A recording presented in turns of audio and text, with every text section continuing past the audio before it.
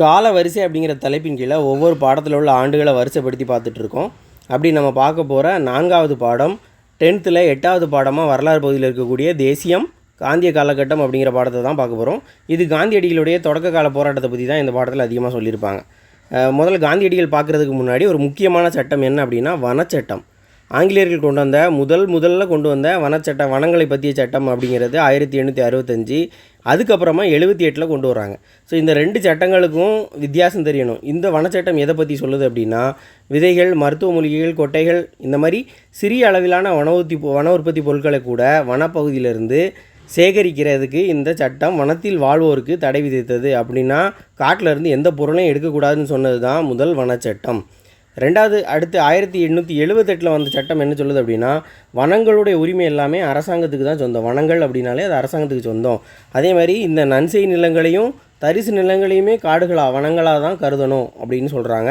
3வது என்ன சொல்கிறாங்க அப்படின்னா, பழங்குடியினர் பயன்படுத்திய இந்த சுழற்சி முறை விவசாயத்திற்கு தடை விதிக்கிறது. இதை கேள்வியாக கேட்கலாம். இந்த சுழற்சி முறை விவசாயத்துக்கு தடை விதித்த இந்திய வனங்கள் சட்டம் எப்போது அப்படின்னு கேட்பாங்க. 1878. இப்போ இதில் பார்த்தோம்னா முதல் சட்டம் 65 ஆரஞ்சுன்னு ஞாபகம் வச்சுக்கலாம். ஆரஞ்சில் தான் சட்டம் வனம், காடு, ஆரஞ்சு மரங்களை பாதுகாக்கிறதுக்கு தான் இந்த சட்டம் கொண்டு வந்தாங்கன்னு நினச்சிக்கலாம். 6க்கு அடுத்து 7, 8 தொடர்ச்சியாக. ஸோ இது 65, 78 அப்படிங்கிறது தான் முதல் சட்டம். அடுத்த வனச்சட்டம். இப்போ காந்தியடிகளை பற்றி பார்க்கலாம். காந்தியடிகள் முதல்ல பிறந்தது 1869. 6, 9 அப்படி தலைகளாக பார்த்தாலும் 6, 9 அப்படின்னு தான் இருக்கும். ஸோ 6, 9 காந்தியடிகள் அக்டோபர் 2 பிறக்கிறாரு. அதுக்கப்புறமா 1888 888 சட்டம் பயிலுறதுக்கு இங்கிலாந்துக்கு கடற்பயணம் போகிறாரு. ஃபேன்சியான நம்பரு. அந்த கப்பல் 888 அப்படிங்கிற கப்பலில் தான் இங்கிலாந்துக்கு பயணம் போகிறாரு. போய் 2 வருஷத்தில் படித்து முடிச்சிடுறாரு. வழக்கறிஞர் பட்டம் அப்போலாம் 2 வருஷத்தில் முடிச்சிடுறாரு. ஜூனில் காந்தியடிகள் வழக்கறிஞர் பட்டம் பெறாரு 91. அடுத்த 2 வருஷம் கேப், இது 3 வருஷம், 88 ஒரு 3 வருஷத்தில் வழக்கறிஞர் பட்டம் பெறாரு. அடுத்த 2 வருஷ கேப்பில் ஏப்ரலில் தென்னாப்பிரிக்கா போகிறாரு. மறுபடி இங்கிலாந்துக்கு போய் படிக்கிறாரு, பட்டம் பெறாரு, தென்னாப்பிரிக்கா போகிறாரு. தென்னாப்பிரிக்காவில் போகும்போது 1993 தான் முதன்முறையாக இனவெறியை எதிர்கொள்கிறாரு. அதுக்கப்புறம் இந்த 5 ஆண்டுகள், அதாவது 1905, 10, 15, இந்த 5 அப்படிங்கிறதுல தான் ஃபீனிக்ஸ் குடியிருப்பு அப்படிங்கிற ஒரு அமைப்பை தொடங்குறாரு. டால்ஸ்டாய் பண்ணை அப்படிங்கிறதையும் தொடங்குறாரு. இந்த 2மே காந்தியடிகள் தொடங்கினது தான். ஃபீனிக்ஸ் குடியிருப்பு, டால்ஸ்டாய் பண்ணைங்கிறத தொடங்குறாரு. அதுக்கடுத்து 5 ஆண்டுகள் கழித்து தொடங்கினதுக்கப்புறம் தென்னாப்பிரிக்காவிலேருந்து இந்தியா திரும்புகிறார். 1915 தான் இந்தியா திரும்புகிறாரு. இந்தியா திரும்பின 2வது வருஷமே சும்மா இல்லாமல் 1917 சம்பரான் சத்தியாகிரகம் அப்படிங்கிறத தொடங்குறாரு பீகாரில். முதல் சத்தியாகிரகம் காந்தியடிகளுடையது. இந்த சம்பரான் சத்தியாகிரகத்தோடு தான் அவர் தொடர்புடையவர். அதுக்கப்புறமா ரஷ்ய புரட்சி நடக்குது. இதில் அவரை ஒரு இதுக்காக கூப்பிடுவாங்க. அடுத்து 2வது புரட்சி, அதுக்கு அடுத்த வருஷம் 2 விஷயம் நடக்கும். ஒன்று அகமதாபாத் மில் வேலை நிறுத்தம், அதுக்கப்புறம் தான் கேதா சத்தியாகிரகம். இந்த அகமதாபாத் இது ஃபஸ்ட்டு, அப்போ சம்பரான் சத்தியாகிரகம், அடுத்து அகமதாபாத் மில் வேலை நிறுத்தம், அதுக்கப்புறம் தான் கேதா சத்தியாகிரகம். ஸோ இதை ஆர்டர் படி கேட்கலாம். இது 2மே 1918 தான். ஆனால் முதல்ல அகமதாபாத் மில் வேலை நிறுத்தம், அதுக்கப்புறம் கேதா சத்தியாகிரகம். இந்த இடைப்பட்ட 1917 தான் ரஷ்ய புரட்சி நடந்திருக்கும். ரஷ்ய புரட்சி பற்றி நம்ம ஏன் தெரிஞ்சுக்கணும் அப்படின்னா, ரஷ்ய புரட்சியில் தான் சுதந்திரம், சமத்துவம், சகோதரத்துவம் அப்படிங்கிற விஷயங்கள் நம்மளுடைய அரசியலமைப்பில் நம்ம எடுத்திருப்போம். அதனால் ரஷ்ய புரட்சி பற்றி தெரிஞ்சுக்கணும். அடுத்து 18 இந்த வேலைநிறுத்தங்கள் நடைபெறுது. முதலாம் உலகப்போர் 14 18 வரைக்கும் நடக்கும். ஸோ 18 உலகப்போர் முடிவு. உலகப்போர் முடிஞ்சோடனே இவங்க ஒரு பிரச்சனையை ஆரம்பிக்கிறாங்க. 1919 கொண்டு வரக்கூடிய இந்திய அரசு சட்டம் இரட்டை ஆட்சி அறிமுகம் பண்ணுது. ரவுலட் சட்டம்னு நம்ம சொல்கிறோம். இந்த ரவுலட் சட்டத்தை தான் காந்தியடிகள் என்ன சொல்கிறார் அப்படின்னா கருப்பு சட்டம் அப்படின்னு சொல்கிறாரு. ஸோ 19 ரவுலட் சட்டத்தை கொண்டு வராங்க. 19 ரவுலட் சட்டம் கொண்டு வராங்க. ஏப்ரல் 6 காந்தியடிகள் என்ன சொல்கிறாரு அப்படின்னா, இந்த கருப்பு சட்டத்துக்கு எதிர்ப்பு தெரிவித்து நாடு முழுவதும் சத்தியாகிரக போராட்டத்துக்கு அழைப்பு விடுக்கிறாரு. 6ஆம் தேதி அவர் சொல்லியிருக்கிறாரு. 9ஆம் தேதி பஞ்சாபில் மிக முக்கியமான தலைவர்களான டாக்டர் சைபுதீன் கிஜ்லுவும் சத்யபால் இவங்க 2 பேரும் கைது செய்யப்படுறாங்க. இப்போ கைது செய்யப்பட்டதுக்கப்புறம் இந்த ஏப்ரல் 13 ஒரு 4 நாள் கழித்து பைசாகி திருநாள் அப்படின்னு ஒரு பண்டிகை, ஒரு அறுவடை திருநாள் வருது பஞ்சாபில். அப்போ நடக்கும்போது அந்த விழாவில் அந்த திருவிழானா எல்லோரும் ஒன்றா கூடியிருக்கும்போது இவங்க ரெண்டுடைய கைதை பற்றி அதிகமாக பேசிகிட்டு இருக்காங்க. அந்த ஒரு ஜாலியன் வாலாபாக் அப்படிங்கிற ஒரு பார்க்கில் தான் இவங்க கூடியிருக்காங்க. கூடியிருக்கும்போது ஜென்ரல் டயர் அங்கே புகுந்து படுகொலை பண்ணுறாரு. அப்போ ஜாலியன் வாலாபாக் படுகொலை நடக்கிறது ஏப்ரல் 13 இது எல்லாமே ஒரு 13 நாட்களில் முடிஞ்சிருது. 6 ஆரம்பிக்குது, 13 இந்த படுகொலை நடந்துடுது. அடுத்ததாக நவம்பரில் கிலாபத் இயக்கம், அதே வருஷம் நவம்பரில் கிலாபத் இயக்கம் தொடங்குகிற அந்த மாநாட்டில் காந்தியடிகள் தலைமை வைக்கிறார். காந்தியடிகள் கிலாபத் இயக்க மாநாட்டுக்கு தலைமை வைத்தது எப்போது அப்படின்னு கேட்கலாம், 1919. அடுத்ததாக 1920 தான் இந்திய கம்யூனிஸ்ட் கட்சி, இந்திய பொது உடைமை கட்சி அப்படின்னு சொல்லக்கூடிய கம்யூனிஸ்ட் கட்சி உருவாகுது. ஆனால் கம்யூனிஸ்ட் கட்சி நிறுவப்பட்டது இந்தியாவில் கிடையாது, தாஷ்கண்டில் தான் நிறுவுறாங்க. தாஷ்கண்ட் எங்கே இருக்குது அப்படின்னா உஸ்பெகிஸ்தானில் இருக்குது. இது நிறுவனவங்க எம்என் ராய், அபானி முகர்ஜி, எம்பிடி ஆச்சாரியா, இவங்க சேர்ந்து தான் நிறுவுறாங்க. அடுத்ததாக ஜூன் 9 அலகாபாத்தில் இருக்கக்கூடிய கிலாபத் குழு, இந்த கிலாபத் இயக்கம் அலகாபாத்தில் ஒரு கூட்டம் நடத்துகிறாங்க. அந்த கூட்டம் காந்தியடிகளுடைய அகிம்சை ஒத்துழையாமை இயக்கத்தை ஏற்றுக்கொள்கிறாங்க. இப்போ 19 நவம்பரில் தான் என்ன செஞ்சுருப்பார், கிலாபத் இயக்கத்துக்கு இவர் தலைமை தாங்கியிருப்பார். அப்போவுமே காந்தியடிகள் இவங்களோட இணக்கமாக செயல்படுறதுனால இவங்க காந்தியடிகளுக்கு ஏதாவது செய்வோமே அப்படின்னு அதுக்கு அடுத்த வருஷம் ஜூனில் அவருடைய ஒத்துழையாமை இயக்கம் 1920 தான் ஒத்துழையாமை இயக்கம் கொண்டு வர்றாரு காந்தியடிகள். ஸோ அந்த ஒத்துழையாமை இயக்கத்தை அவங்க ஏற்றுக்கிறாங்க. சரி நம்ம ஃபாலோ பண்ணுவோம் அப்படின்னு சொல்லிட்டு அலகாபாத்தில் உள்ள கூட்டத்தில் ஏற்றுக்கிறாங்க. ஆகஸ்ட் 1 தான் ஒத்துழையாமை இயக்கமே அவர் தொடங்குறாரு. ஆகஸ்ட்டு அடுத்த மாதம் செப்டம்பரில் என்ன செய்கிறாங்க அப்படின்னா, கல்கத்தா காங்கிரஸ் எப்போ ஒத்துக்கிட்டுச்சு அப்படின்னா கல்கத்தா மாநாட்டில் வச்சு ஒத்துக்கிறாங்க, அதுக்கு அனுமதி கொடுக்குறாங்க. டிசம்பரில் நாக்பூரில் நடந்த மாநாட்டில் சேலம் விஜயராகவாச்சாரியார் அப்படிங்கிறவர் தலைமையில் நடக்கும்போது அதில் ஒத்துழையாமை இயக்கத்துக்கு தீர்மானம் நிறைவேற்றுறாங்க. ஸோ முதல்ல ஒத்துழையாமை இயக்கம் ஆகஸ்ட் 1 தொடங்குது, செப்டம்பரில் காங்கிரஸ் அனுமதி வழங்குது கல்கத்தா மாநாட்டில். டிசம்பரில் நாக்பூர் சேலம் விஜயராகவாச்சாரியார் தலைமையில் நடக்கக்கூடிய ஒத்துழையாமை இயக்கத்துக்கு தீர்மானம் நிறைவேற்றுறது டிசம்பரில் தான். ஸோ எல்லாமே ஒரே வருஷத்தில் தான். அடுத்ததாக 1922 ஃபர்தோலியில் வரிகோடா இயக்கம் அப்படிங்கிறத காந்தியடிகள் தொடங்குறாரு. வரி கொடுக்கக்கூடாது அப்படிங்கிற ஒரு விஷயத்தை பர்தோலியில் வச்சு தான் தொடங்குறாரு. இந்த ஒத்துழையாமை இயக்கம் நடந்துக்கிட்டு இருக்கும்போதே பிப்ரவரி 5 ஒரு சம்பவம் நடக்கும். சௌரி சௌரா அப்படிங்கிற இடத்துல போலீஸ்காரங்களை விவசாயிகள் கொளுத்திடுவாங்க. ஸோ அந்த இடத்துல அது எங்கே இருக்குது அப்படின்னா உத்தரப்பிரதேசத்தில் உள்ள கோரக்பூர், அதுக்கு பக்கத்தில் தான் சௌரி சௌரா அப்படிங்கிற வில்லேஜ் இருக்குது. கிட்டத்தட்ட 22 பேர் இறந்து போவாங்க காவலர்கள். அதனால் காந்தியடிகள் உடனடியாக ஒத்துழையாமை இயக்கத்தை நிறுத்திடுவார்.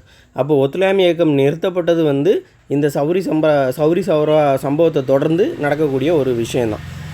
அதே காலகட்டத்தில் 1922-24 அங்கே சௌரி சௌரா இடத்துல நடக்கிற காலகட்டத்தை தொடர்ந்து இந்த ஆந்திராவில் ராம்பா ஆதிவாசிகளுடைய கிளர்ச்சி நடைபெறுது. இந்த ஆங்கிலேயர்கள் வனச்சட்டம் போட்டு இந்த பழங்குடியினருக்கு வேறு ஒரு இடத்துல இது பண்ணணும் அப்படின்னு சொல்லும்போது இந்த அல்லூரி சீதாராம ராஜு அப்படிங்கிறவர் தலைமையில் இந்த ராம்பா ஆதிவாசிகள் கிளர்ச்சி பண்ணுறாங்க. அதை அடக்கிறதுக்கு மலபார் காவல்துறையுடைய சிறப்பு குழு கொண்டு வர்றாங்க. அதுக்கப்புறமா 1923 மிக முக்கியமான ஒரு ஆண்டு என்ன அப்படின்னா சுயராஜ்ய கட்சி துவச்சி வைக்கிறாங்க. வருஷத்துடைய முதல் நாளே துவச்சி வைக்கிறாங்க.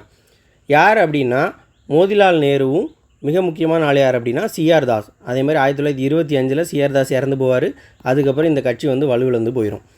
அதுக்கப்புறம் 1924 சுயராஜ்ய கட்சி தொடங்கின அதுக்கு அடுத்த வருஷம் இந்துஸ்தான் குடியரசு இராணுவம் அப்படிங்கிறத கான்பூரில் நிறுவுறாங்க. அதே வருஷம்தான் கான்பூர் சதி வழக்கு நடக்குது. அந்த சதி வழக்கில் எம்என் ராய், எஸ்ஏ டாங்கே, முசாபர் அகமது, சிங்காரவேலர் இவங்கெல்லாம் கம்யூனிஸ்ட்காரங்க. இவங்க எல்லாரையுமே இந்த கான்பூர் சதி வழக்கில் 24 விசாரிக்கிறாங்க. அடுத்ததாக காகோரி சதி வழக்கு. கான்பூர் சதி வழக்குக்கு அப்புறம் தான் காகோரி சதி வழக்கு. ஸோ இதை சதி வழக்குகளை வரிசைப்படுத்தின்னு கேட்கலாம். அப்போ முதல்ல கான்பூர் சதி வழக்கு தான் 24, 25 காகோரி, கான்பூருக்கு அடுத்து தான் காகோரி. இந்த காகோரி சதி வழக்குங்கிறது ஒரு ரயிலில் உள்ள இந்த ஆங்கிலேயர்கள் பொருட்களை கொள்ளையடிக்கிறது தான், அந்த அரசாங்கத்துடைய இதை கொள்ளையடிக்கிறது தான் இந்த காகோரி சதி வழக்கு. ராம் பிரசாத் பிஸ்மில் அப்படிங்கிறவரும் அஷ்பாகுல்லா கான் அப்படிங்கிறவரும் இதில் சம்மந்தப்படுறாங்க. இப்போ தான் மறுபடியும் 25 சிஆர் தாஸ் மறைஞ்சதுக்கப்புறம் சுயராஜ்ய கட்சி வீழ்ச்சியை சந்திக்குது. 2 வருஷம் தான், 23 ஆரம்பித்து 25 வீழ்ச்சி அடையுது. இந்த 24 கான்பூர் சதி வழக்கில் சிங்காரவேலர்லாம் விசாரிக்கிறாங்க. அதுக்கு அடுத்த வருஷமே அகில இந்திய பொது உடைமை மாநாடு, கம்யூனிஸ்ட் கட்சியோட மாநாடை அதே கான்பூரில் நடத்துகிறாரு. கான்பூரில் தான் அந்த சதி வழக்கு, இந்துஸ்தான் குடியரசு இராணுவம் நடந்ததும் கான்பூர் தான், தொடங்கினதும் கான்பூர் தான், இவர் பொது உடைமை மாநாடு நடத்துகிறதும் கான்பூர் தான். இந்த இதில் அவர் சிங்காரவேலர் தான் தலைமை உரை ஆற்றுறாரு. அடுத்ததாக 1927 1919 கொண்டு வந்த ரவுலட் சட்டத்தை, அது என்ன எப்படிப்பட்ட சட்டம்னு ஆராயிறதுக்கு கொண்டு வரப்பட்டது தான் இந்த இந்திய சட்டப்பூர்வ ஆணையம்.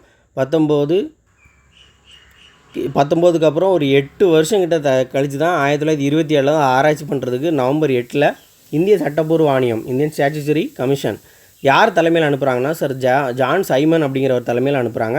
அதை தான் சைமன் குழு அப்படின்னு நம்ம சொல்கிறோம். அதில் 7 பேர் இருப்பாங்க. அதில் ஒருத்தர் கூட இந்தியர் இருக்க மாட்டாங்க. அதனால் அதை திரும்பிப்போ அப்படின்னு சொல்லிட்டு நிறைய பேர் போராட்டம்லாம் பண்ணியிருப்பாங்க. அடுத்ததாக 27 சைமன் குழு வருது. 28 இந்துஸ்தான் பொதுவுடைமை குடியரசு அமைப்பு அப்படின்னு பெயர் மாற்றம் செய்யுது. 1924 இந்துஸ்தான் குடியரசு இராணுவம் அப்படின்னு கான்பூரில் நிறுவப்பட்ட இந்த அமைப்பை பகத்சிங் என்ன பண்ணுறாரு அப்படின்னா இந்துஸ்தான் பொது உடைமைவாத குடியரசு அமைப்பு அப்படின்னு பெயர் மாற்றுறாரு. அதே அமைப்பை பெயர் மாற்றம் செஞ்சுக்கிறாங்க. அடுத்து இதே வருஷம் நடந்தது தான் என்னென்னா அனைத்து கட்சி மாநாடு நடக்குது. எல்லா கட்சியும் ஒருங்கிணைத்து நேரு தலைமையில் இது பண்ணுறாங்க. இந்தியாவுக்கு அரசியல் சாசனம் உருவாக்குறது அப்படிங்கிறது தான் குறிக்கோளாக வச்சு அந்த அனைத்து கட்சி மாநாடுடைய நோக்கம். அனைத்து கட்சி மாநாடு கூட்டினது எப்போன்னு கேட்கலாம். 28 2/8 ஞாபகம் வச்சுக்கோங்க. 8 ஒன்றா சேர்த்து 2/8 மாநாடு நடத்தியிருக்காங்க. இது மெயின் விஷயம் என்ன அப்படின்னா அனைத்து கட்சி மாநாடுடைய மிக முக்கியமான சாராம்சம் என்ன அப்படின்னா இந்தியாவுக்கு அரசியல் சாசனத்தை உருவாக்கணும் அப்படிங்கிறது தான். நேரு அறிக்கை வந்த வருஷம் தான். அதில் தான் நேரு அறிக்கையை வெளியிடுறாரு. இந்த நேரு அறிக்கை அப்படிங்கிறது ஜவஹர்லால் நேரு கிடையாது, மோதிலால் நேரு தலைமையில் அமைக்கப்பட்ட ஒரு கமிட்டி விடுறது தான் இந்த நேரு அறிக்கை. அதே வருஷம்தான் அகில இந்திய தொழிலாளர்கள் மற்றும் விவசாயிகள் கட்சி ஆரம்பிக்கிறாங்க. பகத்சிங் இந்த பெயர் மாற்றம் செய்கிற அதே வருஷம் தான் இதெல்லாம் நடக்குது. நேரு அறிக்கை நடந்தது 28 தான். அகில இந்திய தொழிலாளர்கள் மற்றும் விவசாயிகள் கட்சி தொடங்குறதும் இந்த 28 தான். அடுத்ததாக 29 இப்போ தான் கட்சி ஒரு பெயர் மாற்றம் செஞ்ச பகத்சிங் அடுத்த வருஷமே பிரச்சனையில் ஈடுபடுறாரு. மத்திய சட்டப்பேரவையில் புகைக்குண்டு வீசுகிறாங்க. அந்த வழக்கில் பகத்சிங்கும் பிகே தத்தும் இன்வால்வ் ஆகியிருக்காங்க, கைது செய்யப்படுறாங்க. இது 29 காங்கிரஸ் மாநாட்டோடைய தலைவர் யார் அப்படின்னா நேரு, ஜவஹர்லால் நேரு தான் தலைமை வகிக்கிறாரு. லாகூர் காங்கிரஸ் மாநாடு 29 லாகூர் காங்கிரஸ் மாநாடு நடந்தது 29 டிசம்பரில். அடுத்தது 1930 ஜனவரி 24 சுதந்திர திருநாளாக கொண்டாடணும் அப்படின்னு கொண்டாடுறாங்க. சட்ட மறுப்பு இயக்கத்தை தொடங்கிறதுக்கு காங்கிரஸ் காந்தியடிகளுக்கு அங்கீகாரம், சட்ட மறுப்பு இயக்கத்துக்கு ஒத்துழையாமை இயக்கத்துக்கு 20 அங்கீகாரம் கொடுப்பாங்க. சட்ட மறுப்பு இயக்கத்துக்கு 1930 ஜனவரி 26 ஜனவரியில் கொடுப்பாங்க, இந்த அங்கீகாரம் கொடுப்பாங்க. அடுத்ததாக ஜனவரி 31 நாளைக்குள்ளே நிறைவேற்றணும் அப்படின்னு சொல்லிட்டு இர்வின் பெறப்பட்ட கோரிக்கைகள் அடங்கிய மனு கொடுப்பாங்க. ஜனவரி 31 அதை நிறைவேற்றணும்னு கொடுப்பாங்க. அதுக்கப்புறம் 30 இந்த உப்பு சத்தியாகிரகம் மார்ச் 12 தண்டி யாத்திரை தொடங்குது. காந்தியடிகளுடைய சபர்மதி ஆசிரமத்திலேருந்து நடக்க ஆரம்பிக்கிறாரு. 78 பேர் அவர் கூட சேர்ந்துக்கிறாங்க. அடுத்த மாதம் ஏப்ரல் 5 காந்தியடிகள் அந்த தண்டி கடற்கரையை அடைகிறாரு. அதுக்கு அடுத்த நாள் காலையில் 6 உப்பு சட்டத்தை மீறி உப்பு எடுக்கிறாரு. ஸோ இப்போ மார்ச் 12 ஆரம்பித்து ஏப்ரல் 5 வரைக்கும் பயணம் பண்ணி ஏப்ரல் 6 உப்பு சட்டத்தை மீறாரு. இந்த உப்பு சத்தியாகிரகம் நடக்கிற அதே மாதத்தில் தான் சிட்டகாங் அப்படிங்கிற இடத்துல ஆயுத கிடங்கு தாக்குதல் நடத்துகிறாரு சூர்யா சென் நடத்துகிறாரு. நவம்பரில் வட்டமேசை மாநாடு நடக்குது. உப்பு சத்தியாகிரகத்தை நடக்கிற அந்த வருஷத்தில் தான் முதல் வட்டமேசை மாநாடும் நடக்குது. இந்த இந்திய பொதுவுடைமை கட்சி வலுப்பெற்றதும் அந்த காலகட்டங்களில் தான் இந்திய பொதுவுடைமை கட்சி வலுப்பெற்றது அப்படின்னு சொல்கிறாங்க. அடுத்து 1931 இந்த முதல் வட்டமேசை மாநாட்டில் யாருமே கலந்துக்கிடலை அப்படின்னு சொன்னோன்னே காந்தி இர்வின் அப்படிங்கிறவங்க ஒப்பந்தம் பண்ணுறாங்க. காந்தியோட இர்வின் பிரபு ஒப்பந்தம் பண்ணுறாரு மார்ச் 5. அதுபடி அந்த ஒப்பந்தத்தின்படி தான் செப்டம்பரில் 7 2வது வட்டமேசை மாநாட்டில் காந்தியடிகள் கலந்து கொள்கிறாரு. அதுக்கப்புறமா அது எதுவுமே நிறைவேறக்கூடிய விஷயங்கள் இல்லை அப்படிங்கிறதுக்காக வட்டமேசை மாநாட்டிலேருந்து வெளியில் வந்ததுக்கப்புறம் மீண்டும் சட்டமறுப்பு இயக்கத்தை என்ன செய்கிறாரு, மறுபடியும் ஆரம்பிக்கிறார். அதுக்கு மறுபடியும் புத்துயிர் ஆக்குனது 2வது வட்டமேசை மாநாடு முடிஞ்சதுக்கப்புறமா. அதுக்கப்புறமா 3வது வட்டமேசை மாநாடு 1932 3வது வட்டமேசை மாநாடு நடக்குது. காந்தியடிகள் வந்து ஜனவரி 4 வந்து கைது பண்ணப்படுறாரு. எந்த அடிப்படையில் அப்படின்னா படைத்துறை சட்டம், அந்த சட்டத்தின் அடிப்படையில் கைது செய்யப்படுறாரு. ஆகஸ்ட் 16 வந்து வகுப்புவாரி ஒதுக்கீடு அறிவிக்கப்படுது. ராம்சே மெக்டொனால்டு அறிவிக்கிறார் அதை. அடுத்து காந்தியடிகள் வந்து இதை எதிர்த்து ஆகஸ்ட் செப்டம்பர் அதுக்கு அடுத்த மாதம் இந்த ஒடுக்கப்பட்ட மக்களுக்கு வந்து இந்த இடஒதுக்கீடு கொடுக்கறதுக்கு, தனித்தொகுதி கொடுக்கறதுக்கு வந்து எதிராக சாகும் வரை உண்ணாவிரதம் அப்படிங்கிற ஒரு விஷயத்தில் இறங்குறாரு காந்தியடிகள் 1932. அதுக்கப்புறம் தான் இந்த பூனா ஒப்பந்தம் அப்படிங்கிறது கொண்டு வரப்படுது. யாருக்கு? காந்தியடிகளுக்கும் அம்பேத்கருக்கும் இடையிலே ஒரு ஒப்பந்தம் கொண்டு வர்றாங்க. இந்த இடஒதுக்கீடு சம்மந்தமாக அவர் வந்து கொடுக்கக்கூடாதுன்னு சாகும் வரைக்கும் உண்ணாவிரதம் இருக்கிறாரு. திரும்ப காந்தியடிகளுக்கும் அம்பேத்கருக்கும் ஒரு உடன்படிக்கை கொண்டு வரப்படுது. அதை தான் நம்ம பூனா ஒப்பந்தம்னு சொல்கிறோம். 1932. இதெல்லாம் முடிஞ்ச பிறகு கடைசி அந்த ஆண்டோடைய கடைசியில் நடக்கிறது தான் 3வது வட்டமேசை மாநாடு. கிட்டத்தட்ட நவம்பர் 17 டிசம்பர் 24 வரைக்கும் நடக்கிறது தான் 3வது வட்டமேசை மாநாடு. அடுத்ததாக 1933 ஜனவரி 8 தான் கோவில் நுழைவு நாள் அப்படின்னு சொல்கிறாங்க. 3 ஜனவரி 33 ஜனவரி 8 கோவில் நுழைவு நாள் அப்படிங்கிறத காந்தி இது பண்ணுறாரு. இந்த சூர்யா சென் அப்படிங்கிறவர் 30 அந்த தாக்குதல் நடத்தினார். சிட்டகாங் ஆயுதப்படை தாக்குதலில் இன்வால்வ் ஆன இந்த சூர்யா சென்னை 33 கைது பண்ணுறாங்க. பொது உடைமை கட்சி 31 தான் வளர்ந்தது அப்படின்னு பார்த்தோம். அந்த வளர்ச்சி பிடிக்காமல் பொது உடைமை கட்சியை தடை செய்கிறாங்க 34. ஸோ இந்த மாதிரி கேள்விகள் கேட்கலாம். எந்தெந்த கட்சி எப்பப்போ தடை செய்யப்பட்டது அப்படின்னு கேட்பாங்க. பொது உடைமை கட்சி வந்து 34 தடை செய்யப்பட்டது. தடை செய்யப்பட்டோடனே அதே பேரில் இன்னொரு கட்சி ஆரம்பிக்கிறாங்க. காங்கிரஸ் பொது உடைமை கட்சி, சோசியலிச கட்சி. காங்கிரஸை உடையில் சேர்த்துக்கிட்டாங்க. காங்கிரஸ் பொது உடைமை சோசியலிச கட்சி அப்படின்னு சேர்த்துக்கிறாங்க. யார் ஆரம்பித்தா அப்படின்னா ஜெயபிரகாஷ் நாராயணன், ஆச்சாரிய நரேந்திர தேவ், மினிமசாணி அப்படிங்கிறவங்க அமைக்கிறாங்க. இந்த பொது உடைமை கட்சி தடை செய்யப்பட்டதும் காங்கிரஸ் வலுவான அமைப்பாக உருவெடுத்தது அப்படின்னு சொல்கிறாங்க. அடுத்ததாக மிக முக்கியமான இந்திய அரசு சட்டம் 1935. இந்த இதுதான் என்ன செய்யுது அப்படின்னா மாகாணங்களுக்கு தன்னாட்சி கொடுக்குது, மத்தியில் இரட்டை ஆட்சி கொடுக்குது. பர்மா இந்தியாவிலேருந்து பிரிக்கப்படுது இந்த இந்திய அரசு சட்டத்தின்படி தான். ஸோ இதை கேள்வியாக கேட்கலாம். பர்மா எப்போ பிரிக்கப்பட்டுச்சுன்னு கேட்டால் 35. எந்த சட்டத்தோட அடிப்படையில் பிரிக்கப்பட்டுச்சு அப்படின்னு கேட்டால் இந்திய அரசு சட்டம் அடிப்படையில் தான் பிரிக்கப்பட்டுச்சு. இதுதான் மாகாண சுயாட்சி அறிமுகப்படுத்துது. மத்தியில் இரட்டை ஆட்சிங்கிறத முடிவு கொண்டு வருது. மத்தியில் இரட்டை ஆட்சி அப்படிங்கிறத கொண்டு வருது. அடுத்ததாக இந்த 35 உள்ள சட்டத்தின்படி தான் 37 தேர்தல் நடத்துகிறாங்க. இந்திய அரசு சட்டம் அமல்படுத்தப்பட்டது இந்த வருஷம்தான், 35 தான் அமல்படுத்தப்படுது. ஏன்னா அதில் சொல்லப்பட்ட தேர்தலை 37 தான் நடத்துகிறாங்க. 39 காங்கிரஸ் தலைவராக சுபாஷ் சந்திரபோஸ் தேர்ந்தெடுக்கப்படுறாரு. காந்தியடிகளுடைய வேட்பாளரான பட்டாபி சீதாராமையாவை வீழ்த்தி தலைவராவார். பிறகு காந்தியடிகளுடைய ஏற்பட்ட ஒரு எதிர்மறையான காரணத்துக்காக விலகி அவர் தனியாக ஃபார்வர்ட் பிளாக் அப்படிங்கிற ஒரு கட்சியை, ஒரு அமைப்பை தோற்றுவிப்பார். ஸோ இப்போ தான் 2ஆம் உலகப் போர் நடக்குது. ஆங்கிலேயர்கள் வந்து இந்தியர்களை ஆலோசிக்காமல் இந்தியர்கள் வந்து போரில் ஈடுபடுத்துவாங்க. அதனால் காங்கிரஸ் எல்லாமே தன்னுடைய பதவி விலகும். இப்போ தான் 1940 வாக்கில் இந்த போர் நடந்துக்கிட்டு இருக்கும்போது தான் இப்போ முஸ்லீம்களுக்கு தனிநாடு கோரிக்கை வைக்கிறாரு ஜின்னா. 1940 வைக்கிறாரு. அதுக்கப்புறம் 1940 ஆகஸ்ட்டில் தான் லின்லித்கோ தன்னுடைய சலுகையை அறிவிக்கிறார். லின்லித்கோ சலுகை, ஆகஸ்ட் சலுகைன்னு அப்படி சொல்லக்கூடியது 1940. இப்போ தான் வரையறைக்கு உட்பட்ட சத்தியாகிரக போராட்டத்தை காந்தியடிகள் வந்து அறிவிக்கிறாரு.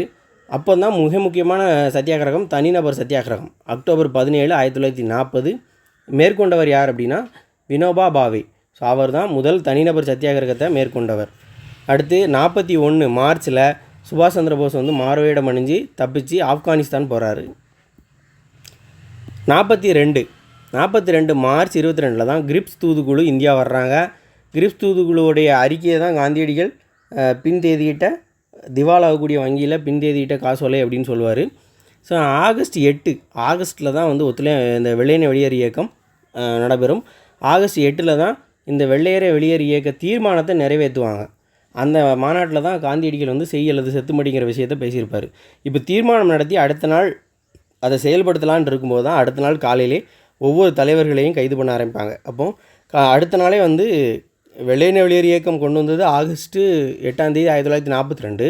அடுத்த நாள் காலையிலே எல்லா தலைவர்களையும் கைது பண்ண ஆரம்பிச்சிருவாங்க. அந்த காலகட்டத்தில் நவம்பர் வரைக்கும் உஷா மேத்தா அப்படிங்கிறவங்க நிறுவிய காங்கிரஸ் வானொலி அது வந்து நவம்பர் வரைக்கும் வெற்றிகரமாக செயல்பட்டது அப்படின்னு சொல்கிறாங்க. காங்கிரஸ் வானொலியை நிறுவியது யார் அப்படின்னு கேட்கலாம், உஷா மேத்தா. இப்போ 41 அவர் தப்பிச்சு போகிறாரு. 43 பிப்ரவரியில் நீர்மூழ்கி கப்பல் மூலமாக ஜப்பான் போகிறாரு சுபாஷ் சந்திர போஸ். இந்திய தேசிய இராணுவத்துடைய கட்டுப்பாட்டை தன்னுடைய கையில் எடுக்கிறார் 43. அடுத்து மிக முக்கியமான ஆண்டு அப்படிங்கிறது 1945 ஜூன் 14 வேவல் திட்டம் கொண்டு வரப்படுது. அதுக்கு அடுத்த வருஷம் 1946 பிப்ரவரியில் ராயல் இந்திய கடற்படை கிளர்ச்சி நடைபெறுது. அது எங்கே அப்படின்னா பம்பாய். அதுக்கப்புறம் தான் அது ஒவ்வொரு இடத்துக்கும் பரவுது. மாகாண தேர்தல்களும் நடைபெறுது 1946. ஆகஸ்ட் 16 நேரடி நடவடிக்கை நாள் அப்படின்னு ஒரு பெரிய பிரச்சனையை உருவாக்குறாங்க. அது ஜின்னா அப்படிங்கிறவரால் ஏற்பட்டது தான். அடுத்து செப்டம்பரில் இடைக்கால அரசு நேரு தலைமையில் அமைக்கிறாங்க. முதல்ல முஸ்லீம் லீக் இணையலை. செப்டம்பரில் அதை ஆரம்பித்ததுக்கப்புறம் அக்டோபரில் தான் முஸ்லீம் லீக் வந்து இந்த இடைக்கால அரசில் இணையுது. அடுத்து 1947 பிப்ரவரியில் சொல்கிறாங்க எப்போ இந்தியாவுக்கு சுதந்திரம் கிடைக்கும் அப்படின்னா 1948 ஜூனில் நாங்கள் கொடுத்துருவோம். 48 ஜூனில் கொடுத்துருவோன்னு 47 பிப்ரவரியில் யார் சொல்லியிருப்பா அப்படின்னா கிளமெண்ட் அலி. அப்போ பிரதமராக இருக்கக்கூடிய கிளமெண்ட் அலி என்ன சொல்லியிருப்பாருன்னா ஜூன் மாத வாக்கில் அதிகார மாற்றம் ஏற்படும் அப்படின்னு சொல்லியிருப்பார். ஆனால் அவங்க அதுக்கு முன்னாடி அந்த வருஷமே ஜூன் 3 மவுண்ட் பேட்டன் ஒரு திட்டம் கொண்டு வருவார். அந்த திட்டத்தின்படி ஜூலை 18 பிரிட்டிஷ் நாடாளுமன்றம் இந்திய விடுதலை சட்டத்தை ஏற்றியது. அப்போ இந்திய விடுதலை சட்டம் ஏற்றப்பட்டது வந்து பிரிட்டிஷ் நாடாளுமன்றத்தில் ஜூலை 18 நிறைவேற்றிடுவாங்க. அதன்படி ஆகஸ்ட் 15 இந்தியா விடுதலை அடைந்த நாடாக மாறும். நன்றி.